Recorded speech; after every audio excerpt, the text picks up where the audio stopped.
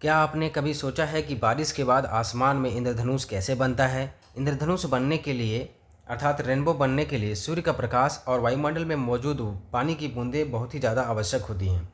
जब सूर्य का सफ़ेद प्रकाश पानी की बूंद में प्रवेश करता है तो ये पानी की बूंदें एक प्रिज्म के जैसा काम करती हैं और डिस्पर्सन शो करती हैं, अर्थात वह white light 7 different different colours में डिवाइड हो जाता है according to their wavelength ranges. सबसे टॉप में हमें रेड दिखाई देगा, सबसे नीचे हमें वायलेट दिखाई देगा।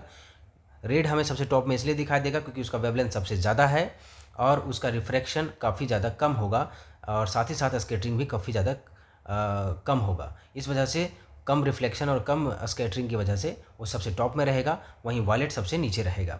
तो कभी भी रेनबो बनेगा तो हमें टॉप में रेड कलर दिखाई देगा और नीचे हमें वायलेट कलर दिखाई देगा। अब आइए समझते हैं कि ये प्रक्रिया किस तरह से हो रही है।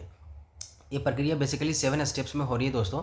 सबसे पहले जो लाइट है जो सूरज से आ रही है वो रेनबो ड्रॉप पे स्ट्राइक करेगी। कुछ जो लाइट हैं वो रिफ्लेक्ट हो जाएंगे, अर्थात यहाँ पहला प्रक्रिया रिफ्लेक्शन का हो रहा है। देन जो बचे खुचे जो लाइट हैं वो रिफ्रैक्शन शो करेंगी और प्रिज्म के अंदर प्रवेश करेंगी।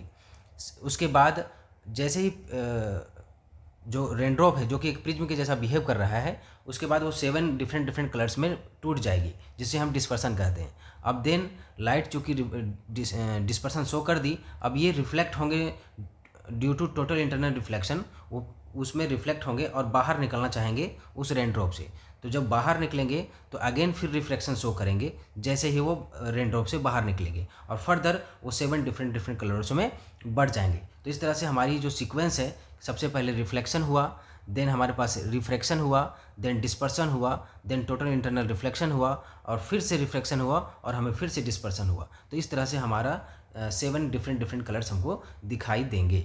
तो ये पूरी प्रक्रिया है जिसके तहत हमारा रेनबो फॉर्मेशन देखने को मिलता है।